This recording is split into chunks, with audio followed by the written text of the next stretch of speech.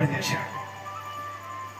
అంటే ఈరోజు ఒక కుటుంబం ఎండిపోకుండా ఉండాలంటే దేవుల్లో ఉండాల, దేవుని నమ్ముకొని ఉండాల, దేవుని సన్నిధిలో ఉండాల. దేవునికి వ్యతిరేకంగా ఉంటే ఏ జీవితాలు, ఏ కుటుంబాలు బ్రతకవు. సాక్షాత్ యేసు ప్రభు అన్నాడు, నా తండ్రి వ్యవసాయకుడు, ద్రాక్ష వలె తీగలు మీరు నాతో అంటుకట్టుకొని ఉంటేనే మీరు ఫలిస్తారు.